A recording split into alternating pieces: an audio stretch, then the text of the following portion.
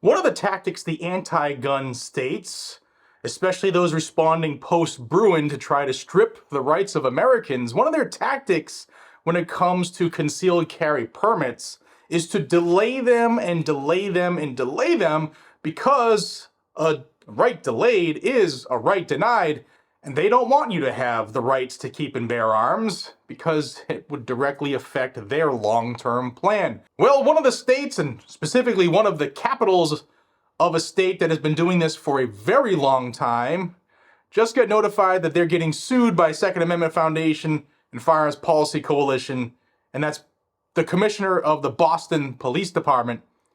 I want to talk to you about this one because this is something that can be applied to all of the states that are doing these delays. And who knows, maybe you'll see more pop up here. I want to first thank Second Amendment Foundation and Firearms Policy Coalition for not only being friends and working together, but also for doing what many thought wouldn't be done, and that's to sue the shit out of Massachusetts. It's great. So on screen here is the lawsuit. This was filed in the United States District Court in the District of Massachusetts. We're in the First Circuit up there. And it's Rudolph White, Robert Cox, Kenley Exum, and Leslie Good, along with the Commonwealth Second Amendment Inc., that's Com2A for those who live in Massachusetts, Firearms Policy Coalition Inc., and Second Amendment Foundation. And they're suing Michael Cox, who is the commissioner of the Boston Police Department. Why are they suing the commissioner of the PD? Because the commissioner is the licensing official, just like a chief of police in any other city or town. They are the licensing official in Massachusetts. They're the ones who are supposed to make sure that people who are not federally prohibited get their permits in Massachusetts. They're called FID cards, or firearms identification cards, or licenses to carry, LTCs. So Massachusetts law says that they have 40 days from the day a person drops off their or submits their application for their permit. They have 40 days. Boston has been taking, 6 to 10 months to do it, and they've been doing that for a long time. Let me show you this first. This is the press release that came out last night from the Second Amendment Foundation, and it says, the Second Amendment Foundation has filed a lawsuit in U.S. District Court against Boston, Massachusetts Police Commissioner Michael Cox in his official capacity over substantial and untenable delays in the police department's processing of firearm license applications. SAF is joined by the Firearms Policy Coalition, Commonwealth Second Amendment, and 4 private citizens, Leslie Good, Kenley Exum, Robert Cox, and Rudolph White. The lawsuit alleges that the Boston Police Department licensing unit makes gun license applicants wait for many months before it provides them with appointments to be fingerprinted in order to complete their applications. The average delay appears to be in excess of 6 months, which directly delays the commencement of the background check process. According to the lawsuit, at the start of the pandemic in March of 2020, the licensing unit stopped processing or accepting applications for FID and LTCs. When operations were finally resumed, there was a huge backlog of applicants who were placed on a waiting list, which quickly grew into the thousands. This process took months, and only then could they begin the licensing procedure, for which state law allows a maximum of 40 days. Alan Gottlieb, who's the executive vice president of SAF, said, "In 2021, we sued over the delay, and the case was ultimately settled in mediation. The waitlist was to be eliminated by October 31st of 2021. However, this year, the licensing unit is back to its same old foot dragging, making people wait for months to begin the application process. As a result, we're back in court to make the department comply with the law." Adam Kraut, who is SAF's executive director, said, "There is no plausible explanation for these delays. We can only conclude the commissioner has adopted a policy or instituted a practice of delaying applications for many months, which mounts to deprivation of rights under color of law. We're hoping the court provides a quick resolution to this practice and stops it cold." So the game that not only Boston, but Worcester and a lot of other of the cities and towns in Massachusetts play is this. And they usually have like one person who's in charge of licensing. So if there's, 100,000 people in the city, that one person, or in a unit that might be 2 or 3 people that has to handle all of these applications. So what? Law says text, history, and tradition is what actually is supposed to be, right? Followed by. So these departments will accept your application, and then they'll call you in to be fingerprinted because your background check with the Massachusetts State Police can't be run until your fingerprints is submitted. So that's the game they play. You submit your application, they'll wait 5 months, 6 months to call you in for your fingerprints. And then once your fingerprints are submitted, it's electronic, so it's instant. Then they have up to 30 days to complete that background check at the state police headquarters. So that means from the day you drop off your application, you should have that call for your prints within 10 days because you have 40 days by state law. 40, not 240. So that's the process in Massachusetts.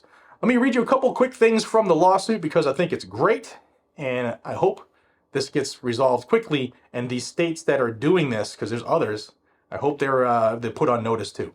Okay, from the filing, it says, this lawsuit concerns substantial and untenable delays in the Boston Police Department's processing of firearm license applications. After individuals apply for licenses, the department's licensing unit makes them wait for many months before it provides them with appointments at which they can provide their fingerprints. Massachusetts law prohibits issuance of firearms licenses before state police complete a background check based on those fingerprints, and thus, the delay in obtaining fingerprints directly delays the ultimate issuance of a license. The wait time for scheduling appointments appears to be more than 6 months. Previously, in 2020 and 2021, the licensing unit made individuals seeking licenses wait for months on a wait list before they could submit applications, a practice it abandoned in response to a prior lawsuit by some of the plaintiffs here.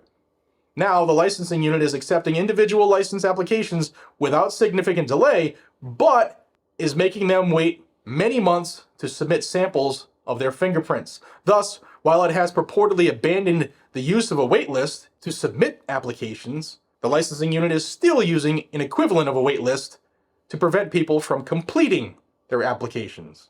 Now, this lawsuit was filed yesterday, and as of the filing yesterday, so you can add a day to these numbers I'm going to give you, the 4 individual named plaintiffs, their wait times are crazy. First, Plaintiff White, it's been 50 days since he submitted his application. No fingerprint call yet. Don't forget they have up to 30 days to complete the background check once his prints are submitted.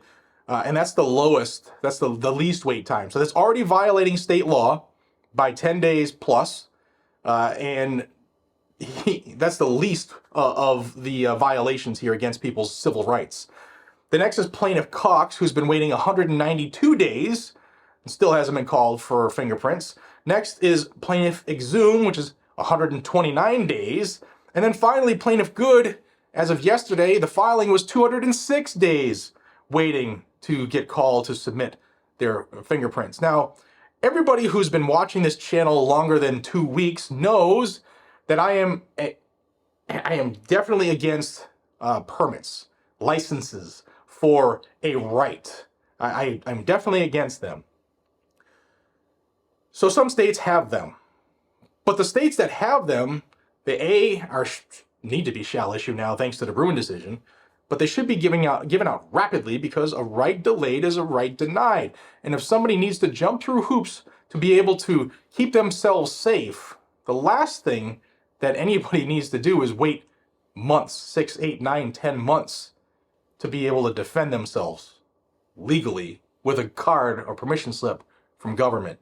So I'm hoping that Boston gets hammered quickly on this, and I'm hoping the other states that do this as well get their teeth kicked in as well. So this has been happening for years. It really has been happening for years. Even before the COOF, this was happening for years. In Boston and Worcester, you would take months, much longer than the 40 days. So everybody who lives in Mass right now has been saying, we've been dealing with this for a decade. That's true. It's absolutely true. And speaking of Massachusetts, I want to mention this. Regarding HD 4420, which is the biggest attack on civil rights by a Massachusetts political leader ever, there is a rally at the State House on Wednesday, September 27th. It starts at 11 a.m. They'll be going into the State House at 1 o'clock, and you'll be staging at the Parkman Bandstand in Boston Common.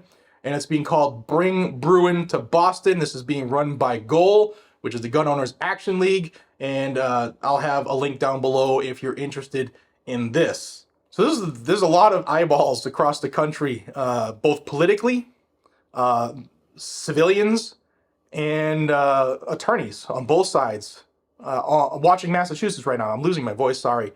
But people are watching Massachusetts for a few reasons. You got this terrible bill. You got the people who have fought back immediately and stopped the Speaker of the House in Massachusetts cold for the first time in history. People pushed back for their Second Amendment rights and stopped a law which was being fast-tracked, and now they're going to come back at it after their fall break here. You also have a lot of legal eyes looking on Massachusetts because of the case I talked about, I'll pin this above, where a person in New Hampshire who had the gall to travel across a fake dotted line in a map and into Massachusetts and got pinched for having their Second Amendment right upon them. And that case was tossed. Those charges were dropped because you don't lose your right when you're exercising it across a state line. That's a huge decision. We're waiting to see if Massachusetts is dumb enough to appeal that. And now you have this rally where the people of Massachusetts, an estimated 600,000 gun owners, a lot of them, well, some of them waking up. And if you're a gun owner in Massachusetts and you haven't done anything to help 4420 get defeated, then you need to wake up. You need to get activated because they're going to need you. So a lot of stuff going on. Thank you for your time. Please help this channel. Lately, YouTube's doing that thing they try to do because it's been getting popular again, so they want to step all over it. I need you to help me. Like the video. Press that button. It takes 2 seconds. Share the video. That takes about 3 seconds. And subscribe to the channel down below. That might take 1.5 seconds. So if you could give me, under 10 seconds of your life and bing bong bing, that would help the channel greatly. And if you're a subscriber, double check your subscription because YouTube's playing GAMES again. I appreciate y'all. Have a fantastic day. I'll see you on the next one. Take care.